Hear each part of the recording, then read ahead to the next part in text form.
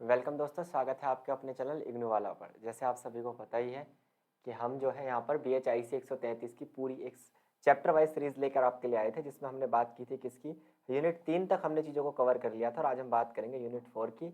मध्यकालीन भारत की बात हो रही है जून 2024 एग्जाम को लेकर। फिलहाल हमारा टारगेट यही है, लेकिन ओवरऑल इग्नू के सिलेबस में यही चीज़ें आपको देखने के लिए मिलेंगी, भले ही आप दिसंबर में ही क्यों ना एग्जाम देना चाहते हो। तो चलिए बिना देरी करे अपनी क्लास को करते हैं स्टार्ट। कोई भी आपका डाउट है तो आप कमेंट सेक्शन में पूछ सकते हैं। तो यहाँ पर आप एक चीज देख पाएंगे, दैट इज कि विजयनगर साम्राज्य और दक्कन राज्य। यहाँ पर हम बात करेंगे विजयनगर साम्राज्य की, और दक्कन राज्यों में केवल एक वंश यहाँ पर महत्वपूर्ण माना जाता है, एक साम्राज्य महत्वपूर्ण माना जाता है, जिसे हम आम भाषा में कहते हैं बहमनी साम्राज्य। क्या कहते हैं दोस्तों? बहमनी साम्राज्य। इतना सा आपको क्या करना है, यहाँ पर चीजों को याद करके चलना है। देखिए, विजयनगर साम्राज्य की स्थापना कब होती है, इसके बारे में कई बार क्वेश्चन एग्जाम में आया हुआ है, तो इसको समझने की कोशिश करना। विजयनगर साम्राज्य की स्थापना होती है सन 1336 में, जब हरिहर और बुक्का दो भाई थे। कौन? हरिहर प्रथम और उनका भाई कौन? बुक्का। इन्होंने क्या की थी, तुंगभद्रा नदी के तट पर विजयनगर की क्या की थी, स्थापना की थी। विजयनगर को विजय का शहर भी कहते हैं। विजयनगर का दूसरा नाम क्या है दोस्तों? विजयनगर का ही दूसरा नाम है विजय का शहर, है ना। ठीक है, ये बात थी उस समय की जब दिल्ली पर क्या था, सल्तनत चल रहा था। दिल्ली सल्तनत पीरियड की बात है, 1336 के आसपास की बात है, जब दो भाइयों ने मिलकर विजयनगर साम्राज्य की स्थापना की। यह शहर, ये जो शहर था, ये होसल साम्राज्य, जो कि उस समय दक्षिण भारत का एक बड़ा साम्राज्य होता था, उसके पतन होने के बाद दक्षिण भारत में सबसे बड़ा साम्राज्य बनकर उभरा। कौन? आपका विजयनगर साम्राज्य। अहमदनगर, अहमदनगर, गोलकुंडा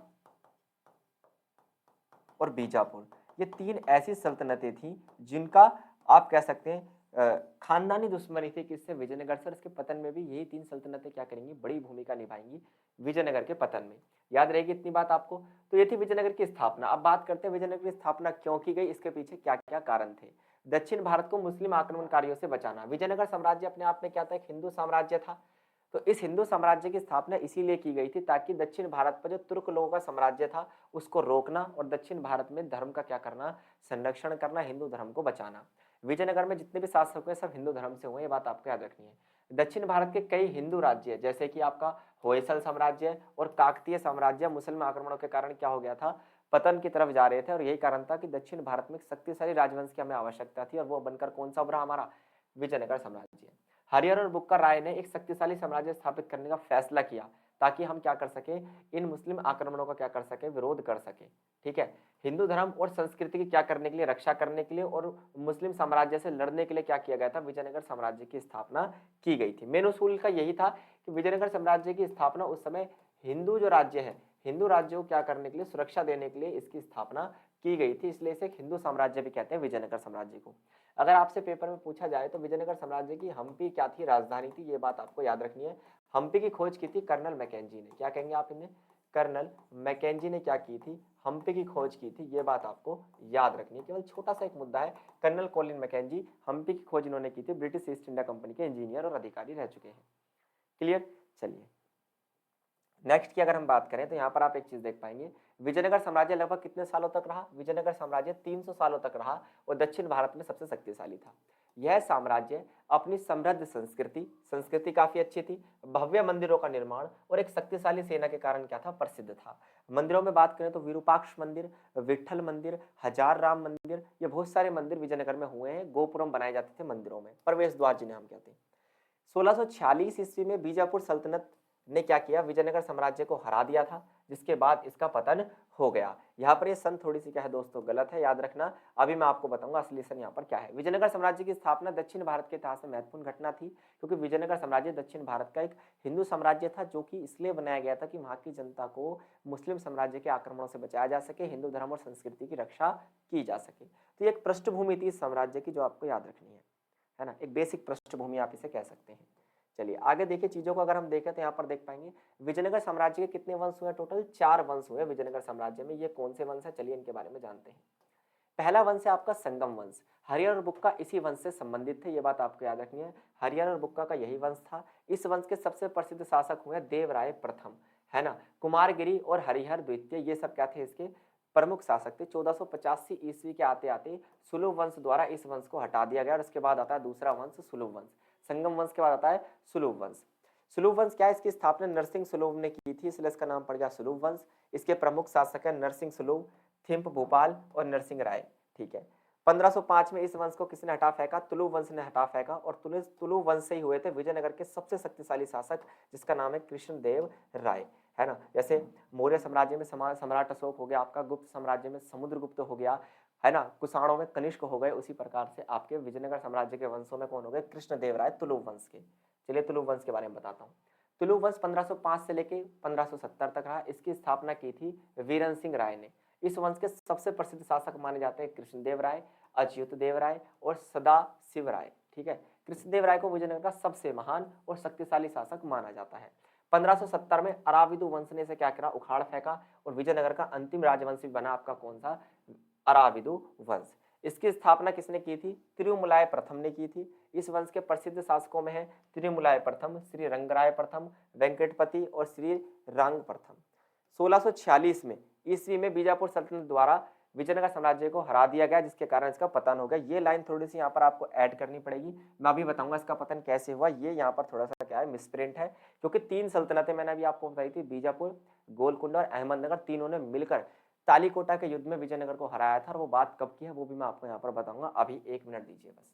ठीक है, पर ये लाइन गलत थी यहाँ पर। बात करते हैं विजयनगर साम्राज्य में धर्म और राजनीति का संबंध किस प्रकार का था।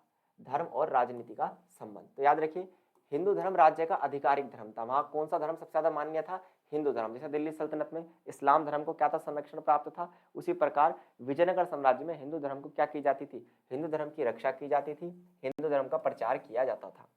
यहाँ पर मंदिरों का निर्माण कराया जाता था, धार्मिक त्योहार बनाए जाते थे, और विद्वानों को क्या दिया जाता था, संरक्षण दिया जाता था। धर्म ने राजनीतिक वैधता प्राप्त कर ली थी, यानी कि यहाँ पर धर्म निरपेक्षता नहीं बल्कि धर्म सापेक्षता मिलती थी।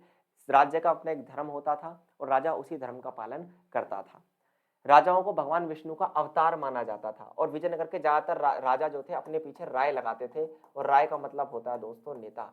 ठीक है दोस्तों, चलिए इसके अलावा विजयनगर साम्राज्य में विभिन्न धर्मों की सहिष्णुता का माहौल था, यानी यहाँ हर धर्म को भाई भाई, वही वाली बात है, मुस्लिम, ईसाइयों, जैनियों, बौद्धों, सभी को अपनी आस्था का पालन करने की अनुमति थी। इसे हम धार्मिक सहिष्णुता कहते हैं, मतलब हर धर्म के पीछे सेंसिटिविटी थी, हर धर्म को समान माना जाता था। साम्राज्य में धार्मिक विविधता थी, बहुत से धर्मों के लोग रहते थे। विभिन्न धर्मों के लोगों में क्या थी, शांतिपूर्ण सह अस्तित्व था, यानी सब मिल बांट कर खाते थे, मिल बांट कर कमाते थे। धर्म का उपयोग राजनीतिक उद्देश्यों के लिए भी किया जाता था, यानी कि कई बार राजा अपने आप को क्या करता था, भगवान से जोड़कर दिखाता था। धर्म को विशेष संरक्षण देकर राजा अपनी एक तरीके से कह सकते हैं सपोर्ट हासिल करता था पब्लिक का। डन, इतनी बात आपको याद रहेगी। राजा बार बार क्या करते थे, धर्म के क्षेत्र में दान दिया करते थे, अनुदान दिया करते थे। इससे उनको अच्छा खासा लोगों का क्या मिलता था, समर्थन मिलता था, सपोर्ट के लिए काम किया जाता था। ठीक है दोस्तों, चलिए नेक्स्ट, विजयनगर साम्राज्य में नायक और अमर नायक प्रणाली क्या थी, इसके बारे में बात करते हैं। विजयनगर में नायक कहते थे सेनापति को, जो कि पूरी सेना का क्या होता था, प्रधान। और जबकि अमर नायक जो होते थे ये होते थे सैनिक कमांडर, जो कि बहुत सारे हो सकते हैं, जिन्हें अलग अलग राज्य दिए गए थे। विजयनगर साम्राज्य के शासन को सुचारू रूप से चलाने के लिए राजाओं ने प्रांतों को नायकों के अधीन रखा। नायक सैन्य नेता होते थे या फिर प्रशासक भी होते थे। राजा के प्रति क्या होते थे, जवाबदेह होते थे।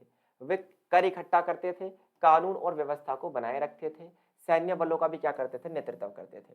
तो याद रखिए पूरे विजयनगर का जो सेनापति होता था उसे नायक कहते थे, और जिन्हें कमांडर बनाया गया था, सैनिक कमांडर बनाया गया था, उन्हें अमर नायक कहते थे। इनके पास अपने सेपरेट राज्य या फिर आप कह सकते हैं क्षेत्र होते थे, जहां पे टैक्स वगैरह वसूलते थे, कानून व्यवस्था चलाते थे और सैन्य बलों का काम करते थे। अमर नायक विशेष प्रकार के नायक होते थे, जिन्हें विजयनगर के राजाओं द्वारा सम्मानित क्या दिया गया था, पद दिया गया था, गवर्नर टाइप आप इन्हें कह सकते हैं। उन्हें वीरता, निष्ठा और सेवा के लिए बार बार क्या किया जाता था, पुरस्कार भी दिया जाता था। तो याद रखिए जिन्हें सेपरेट क्षेत्र दे रखा है शासन चलाने के लिए वो अमर नायक यानी सैनिक कमांडर, और जो सेना का प्रमुख होता था उसे कहते थे नायक यानी कि सेनापति। याद रहेगा, नायक हो चाहे अमर नायक हो, विजयनगर के प्रशासन में बहुत बड़ी भूमिका ये निभाते थे। और यही क्वेश्चन एग्जाम में आता है कि प्रशासन में विजयनगर के नायक और अमर नायकों की क्या भूमिका थी। क्लियर दोस्तों, चलिए विजयनगर के पतन के बारे में भी हम बात करेंगे। फिर आता है बहमनी शासन। चलिए बहमनी शासन से पहले मैं आपको थोड़ा सा विजयनगर के पतन के बारे में बताता हूँ। हुआ यह था कि जो विजयनगर था, विजयनगर जो था दोस्तों, विजयनगर में जो अंतिम शासन हुआ है, मैंने आपको बताया था, अभी बताया था बिल्कुल, अंतिम जो राजवंश हुआ यहाँ पर अराविदु वंश हुआ है, जो मैंने आपको बताया था। और इस अराविदु वंश के प्रधानमंत्री हुए जिनका नाम था क्या, अराविदु वंश के प्रधानमंत्री हुए जिनका नाम था राम राय। प्रधानमंत्री राम राय की एक नीति थी, है ना, वो नीति क्या थी? फूट डालो नीति, फूट डालो नीति। इस नीति के कारण वो 3 सल्तनतों को, कौन कौन सी? एक तो आपकी बीजापुर, गोलकुंडा और अहमदनगर, इन तीनों सल्तनतों का आपस में क्या करता रहता था? भिड़वाता रहता था। इस फूट डालो नीति के कारण प्रधानमंत्री राम राय इन तीनों सल्तनतों में आपस में लड़ाई कराता रहता था। एक समय ऐसा आया जब तीनों सल्तनतों ने मिलकर क्या किया? विजयनगर पर हमला कर दिया। ये बात है 1565 की, आप एक बार सन चेक कर लेना, लेकिन मुझे इतना अच्छे से याद है कि इसे हम तांगड़ी का युद्ध कहते हैं। क्या कहते हैं इसे? कहते हैं राक्षसी तांगड़ी का युद्ध या फिर तालीकोटा का युद्ध। क्या कहते हैं? तालीकोटा का युद्ध। इस युद्ध में तीनों सल्तनतों ने मिलकर विजयनगर पर हमला किया और यही कारण था कि विजयनगर साम्राज्य पूरी तरीके से समाप्त हो गया। विजयनगर का अंतिम राजवंश बन गया अराविदु वंश। तो इतिहास गवाह रहा है कि जब हम दूसरों के बीच में फूट डालते हैं, एक वक्त ऐसा आता है वो सारे मिलकर हमें क्या कर देते हैं? हरा देते हैं। तो वही विजयनगर के साथ हुआ। कहाँ तो राम राय इन तीनों सल्तनतों के बीच में फूट डाल रहे थे और अचानक हुआ क्या? तीनों सल्तनतों ने मिलकर विजयनगर पर ही क्या कर दिया? हमला कर दिया। क्लियर दोस्तों? कहानी समझ में आई? चलिए आगे बताइए।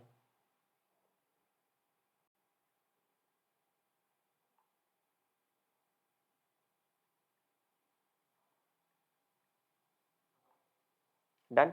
अब बात करते हैं बहमनी साम्राज्य की, दक्षिण भारत का सबसे शक्तिशाली आप कह सकते हैं मुस्लिम साम्राज्य। देखिए बहमनी साम्राज्य कब तक चला? 1347 से लेकर और 1518 तक चला, यानी आप कह सकते हैं इसे विजयनगर का समकालीन था। जब भारत में विजयनगर चल रहा था, ठीक उसी समय भारत में क्या चल रहा था? बहमनी साम्राज्य। बहमनी सल्तनत जो थी दक्षिण भारत में 1347 से लेकर 1518 के बीच में क्या हुई? स्थापित की गई थी। एक मुस्लिम साम्राज्य था। जिस तरीके से विजयनगर एक हिंदू साम्राज्य था, बहमनी शासन क्या था? मुस्लिम साम्राज्य था। इसकी स्थापना अलाउद्दीन बहमन शाह ने की थी। ठीक है, वो एक तुर्क सैनिक था, तुर्की से आया हुआ क्या था? एक मुस्लिम शासक था जो दिल्ली सल्तनत के सुल्तान मोहम्मद बिन तुगलक के अधीन दक्षिण भारत का राज्यपाल हुआ करता था। यानी आप ये कह सकते हैं ये राज्यपाल के पद पर नियुक्त था, लेकिन फिर इसने एक अलग ही आप कह सकते हैं मोहम्मद बिन तुगलक के समय एक अलग ही स्वतंत्र राज्य स्थापित कर लिया, जिसका नाम क्या पड़ा दोस्तों? जिसका नाम पड़ा आपका क्या? बहमनी शासन। बहमनी सल्तनत ने दक्षिण भारत में हिंदू राज्यों को हराकर अपनी शक्ति का विस्तार किया था और 300 सालों तक लगभग इसने क्या किया है? शासन किया। तो बहमनी शासन अपने आप में एक बहुत बड़ा एग्जाम्पल है कि यदि व्यक्ति चाहे तो क्या नहीं कर सकता। कहाँ गवर्नर हुआ करते थे बहमन शाह, और पूरे बहमनी शासन का क्या कर दिया इन्होंने? 300 सालों तक बेड़ा पार। क्लियर? कहानी समझ में आई? बहमनी शासन की स्थापना कब, क्यों और किसके द्वारा की जाती है? ठीक है, इसके अलावा फिर क्या होता है? बात आती है बहमनी साम्राज्य में केंद्रीय और प्रांतीय प्रशासन किस प्रकार चलता था, तो इसके बारे में आप थोड़ा सा बात करते हैं। बहमनी शासकों ने दिल्ली सुल्तानों की प्रशासनिक व्यवस्था का अनुकरण किया, यानी कॉपी कहां से किया इन्होंने? दिल्ली सल्तनत से। ठीक है, जैसे शासन की बागडोर राजा के हाथों में होती थी, यानी केंद्रीय प्रशासन में कौन था? सबसे ऊपर था राजा। ठीक है, उसकी सहायता के लिए क्या होते थे? राजा की सहायता के लिए होते थे वकील, वकील के नीचे होता था वजीर, वजीर फिर आता था बख्शी, फिर आता था काजी। बख्शी आपको पता ही है राजस्व अधिकारी, और काजी हो गया आपका न्याय अधिकारी। इनके अलावा एक दबीर होता था यानी सचिव, फिर होता था मुफ्ती यानी कानून व्याख्या करने वाला मुफ्ती, एक कोतवाल होता था यानी पुलिस वाले, और फिर आता था मुत्सिब यानी कि जन आचरण पर अंकुश रखने वाले। तो ये कुछ अधिकारी थे जो केंद्रीय प्रशासन में हुआ करते थे। केंद्रीय प्रशासन के बाद मोहम्मद प्रथम जो थे, मोहम्मद प्रथम के शासनकाल में बहमनी राज्य को 4 तरफों या प्रांतों में बांट दिया गया। पहले तो केवल केंद्रीय प्रशासन होता था, लेकिन जब मोहम्मद प्रथम गद्दी पर बैठे तो उन्होंने 4 प्रांत बना दिए। कौन कौन से? एक था दौलताबाद, एक बरार, एक बीदर और एक गुलबर्गा। इन प्रांतों का शासन प्रमुख तरफदार कहलाता था, यानी प्रांतीय शासन का प्रमुख तरफदार कहलाता था। और दिल्ली सल्तनत में इसे क्या कहा जाता था? गवर्नर कहा जाता था। यहाँ पर इसे क्या कहा जा रहा है? तरफदार कहा जा रहा है बहमनी शासन में। ठीक है, कहानी इतनी समझ में आई आपको? इसके अलावा आपको ये बात याद रखनी है कि ये अन्य प्रांतों के गवर्नर यानी तरफदारों से भिन्न हुआ करते थे। एक और पद इन्होंने बनाया था, वो क्या था? वो ये था कि गुलबर्गा के महत्व को देखते हुए, गुलबर्गा सबसे महत्वपूर्ण प्रांत माना जाता था, तो इसके लिए बहुत ही विश्वास पात्र जो अमीर व्यक्ति होता था उसको नियुक्त किया जाता था और उसे नाम दिया जाता था मीर नायब। क्या कहा जाता है? मीर नायब यानी कि वायसराय। गुलबर्ग जो था बहमनी शासन का सबसे महत्वपूर्ण प्रांत था, तो इसमें गवर्नर या फिर तरफदार का नियुक्ति ना करके यहाँ पर एक अलग ही क्या पद बनाया गया? मीर नायब पर बनाया गया, जिसे हम इंग्लिश में कहते हैं वायसराय। याद रहेगी इतनी बात। दैट वाज प्रांतीय और केंद्रीय प्रशासन ऑफ बहमनी शासन। ठीक है, बहमनी साम्राज्य में सैनिक संगठन किस प्रकार का था? सेना किस प्रकार की थी बहमनी साम्राज्य में? सेना का जो सेनापति होता था उसे कहते थे क्या? अमीर उल अमरा। ये क्या होता था आपका? सेनापति। ठीक है, एक बात हमें यहाँ पर क्या हो जाती है क्लियर। नेक्स्ट, सेना में मुख्यतः सिपाही और घुड़सवार होते थे, यानी पैदल सैनिक और क्या होते थे, घुड़सवार सैनिक होते थे। हाथियों का भी प्रयोग यहाँ पर क्या होता था, सामान्यतः किया जाता था। शासकगण बड़ी संख्या में अंगरक्षकों को रखते थे, यानी बॉडीगार्ड्स होते थे अच्छे खासे लोगों के पास, और साथ साथ इन बॉडीगार्ड्स का नाम रखा गया था खासा खेल। क्या था, खासा खेल। याद रखना, जब मोहम्मद प्रथम बहुत ही क्या था, शक्तिशाली शासक था, जिसने बहमनी शासन को 4 प्रांतों में बांटा, इसके 4000 क्या थे, बॉडीगार्ड्स थे। इसके अतिरिक्त सिलहदार भी होते थे जो राजा के व्यक्तिगत शस्त्रागार के प्रभावी थे, यानी जहां पर मेन वेपन रखे जाते हैं, मुख्य शस्त्र रखे जाते हैं, उसके प्रभारी को क्या कहा जाता था उस समय, सिलहदार। याद रहेगी इतनी बात। इटली के यात्री निकोलो कॉन्टी, जिसने 15वीं शताब्दी में भारत की यात्रा की थी, उसने लिखा कि उनकी सेना भालों, तलवारों, विभिन्न हथियारों, ढालों, धनुषों, बाणों का प्रयोग करती थी। ये उनके औजार हो गए। ये हमें किसने बताया, एक इटली के यात्री निकोलो कॉन्टी ने बताया। तो ये बात आपको याद रखनी है। समझ में आई कहानी इतना, चलिए बहुत बढ़िया। ये था हमारा आपका क्या, बहमनी साम्राज्य। लास्ट क्वेश्चन जो आपको पेपर में ऊर्जावान बनाएगा, बहमनी शासन के कुछ महत्वपूर्ण राजा, जैसे पहले हैं अलाउद्दीन बहमन शाह, इन्होंने क्या की थी, ये संस्थापक माने जाते हैं, बहमनी शासन की स्थापना की थी। फिर आते हैं मुजाहिद शाह, इंपोर्टेंट है ये सारे। मुजाहिद शाह, इन्होंने क्या किया था, दक्षिण भारत में साम्राज्य को फैलाया था, या फिर आप कह सकते हैं हिंदू साम्राज्य का धीरे धीरे विनाश किया था। दाऊद शाह ने क्या किया था, कला और वास्तुकला को दक्षिण भारत में बढ़ाया था, जो आज के समय में देखने के लिए मिलती है। फिरोज शाह बहमनी, इनकी भी कुछ खास बात रही होगी। इनके युग को साम्राज्य का सुनहरा युग कहा जाता है, क्योंकि सबसे ज्यादा विकास अगर कभी हुआ है बहमनी साम्राज्य का, तो इन्हीं के दाऊद शाह के नेतृत्व में हुआ है, सॉरी फिरोज शाह बहमनी के। अहमद शाह बहमनी, इनकी खास बात यह थी कि राजधानी गुलबर्ग को इन्होंने राजधानी पद से हटाया और बीदर को क्या किया, राजधानी बनाया।